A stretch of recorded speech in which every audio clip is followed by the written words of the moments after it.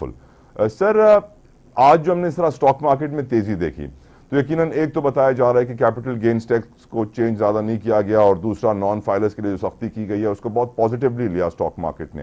आपकी नज़र में ये तेज़ी जेन्युइन थी या आर्टिफिशियल बबल या number fudging? And secondly sir, जो लोग तनकीद कर रहे हैं इस वक्त बजट पे, आप भी यही समझते हैं सर, क्योंकि आप भी एक बिजनेसमैन हैं, कि 16 से 17 सेंट फी यूनिट पर बिजली अगर मिलेगी इंडस्ट्रीज को तो फिर ग्रोथ कैसे होगी?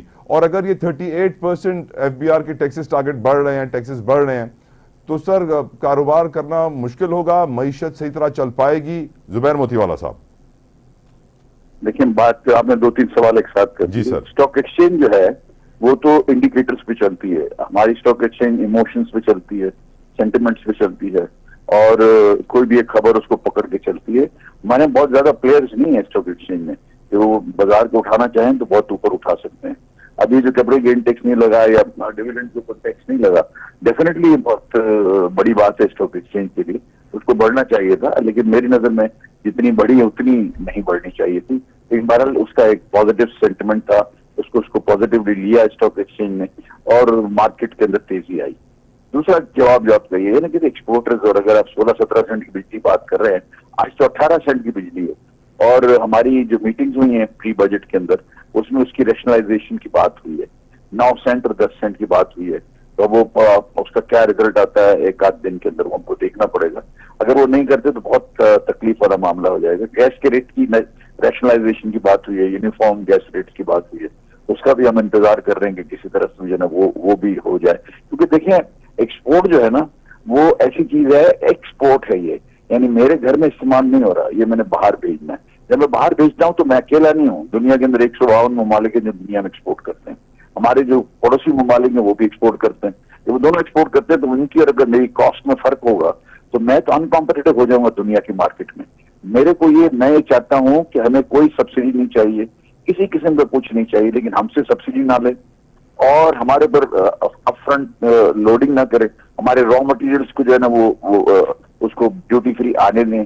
इसके बाद जितनी ऐसी चीजें जो हो सकती हैं एक्सपोर्ट को बढ़ाने के लिए, एक्सपोर्ट की कॉस्ट, एक्सपोर्ट की मैन्युफैक्चरिंग की कॉस्ट को कम करने के लिए कॉस्ट ऑफ डूइंग बिजनेस और ईज ऑफ डूइंग बिजनेस देना चाहिए। इसी तरह से होगा।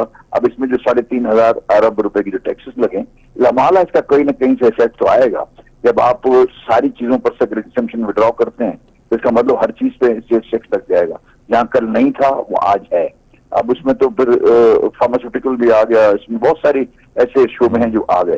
तो इट सख्त बजट है और हालात भी बड़े सख्त हैं। इसमें भी कोई मैं बिल्कुल फाइनेंस मिनिस्ट्री को नहीं कहता तो उन्होंने पूरा ही वो किया। IMF के जो है ना वो डिक्टेशंस भी हैं, IMF को हमने फॉलो भी करना है, IMF के प्रोग्राम में हमने रहना भी है, और IMF के प्रोग्राम के बगैर पाकिस्तान के प्रॉब्लम और मसाइल खड़े हो सकते हैं।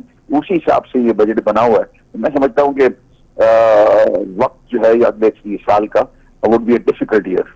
जुबैर साहब, एक्सपोर्ट पर टैक्स को 1% से 40% पर ले जाना, 5-10 की बात होती, 15 की बात होती तो हजम भी होती, 1% से 40%। ना, ऐसा बिल्कुल नहीं किया।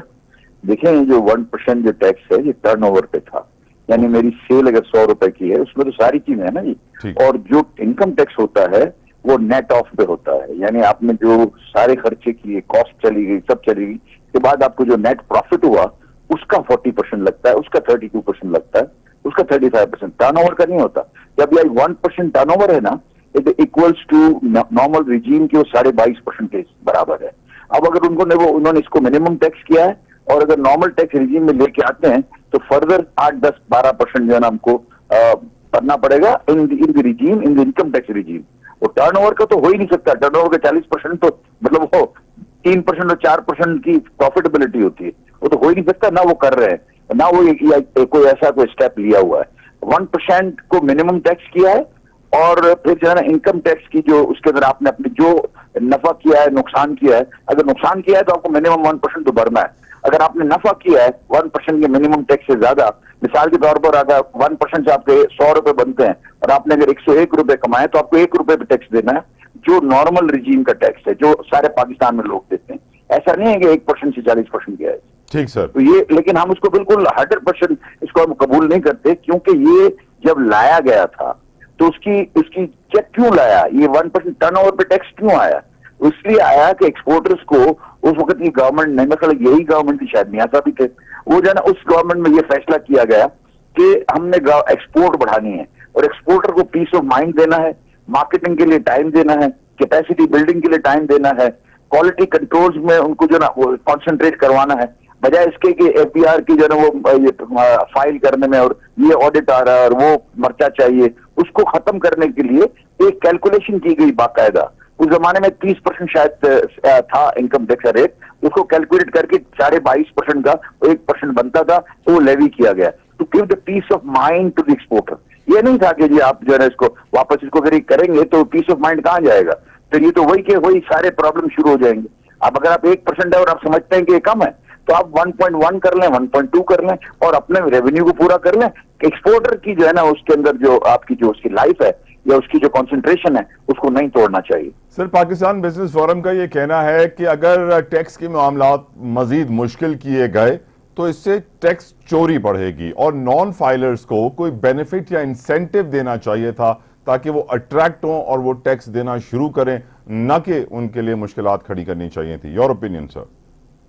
देखें, I totally agree with them. बात यह है कि जब आप कोई टैक्स की रिजीम को नई को लाते हैं तो कैरेट एंड स्टिक दोनों होनी चाहिए। ये जो ना आप अगर उनको कोई कि अगर आप इस टैक्स नेट में आएंगे तो आपको ये चीजें जो है ना आपको हासिल होंगी, आपको बिजली पे जो टैक्स लगता है वो नहीं लगेगा, बिजली के बिलों में कोई ना कोई ऐसी मुराद दे देते जिससे जो ना ये लोग इसके अंदर आने में अट्रैक्ट होते। आज अगर आप लॉटरी की टिकट बेचते हैं तो उसमें अट्रैक्शन होता है ना जी, कि मुझे प्राइज मिलेगा तो इतना बड़ा प्राइज मुझे मिलेगा, लोग पैसे निकाल के देते हैं। जब आपने किसी की जेब से पैसे निकलवाने, वो भी हमारे तरह के, जिसमें अगर पूरे 25 करोड़ लोगों के अंदर अगर 30 लाख टैक्स पेयर्स हैं, तो which number is still shameful ना। तो इसको तो नंबर होना चाहिए, कम से कम 2 करोड़ का नंबर होना चाहिए, और छोटे बड़े सब मिला के तो उसको नंबर को बड़ा करने के लिए डंडे से बड़ा नहीं होगा। I think that you have to incentivise the sector and see that they are attracted towards paying tax because they getting the rewards for it. Sir, Punjab के लिए कहा जा रहा है कि उनका 5.4 ट्रिलियन का जो बजट आया है वो टैक्स फ्री बजट कहा जा रहा है उसे। सर, ये कोई नंबर्स के साथ, अल्फाज के साथ हेर फेर करके ये टैक्स फ्री तो हो नहीं सकता सर। देखिए, टैक्स फ्री तो ये बजट भी है, ठीक है। एग्जाम्पशंस के विड्रॉ करते हैं तो भी टैक्स लग जाता है। जब आप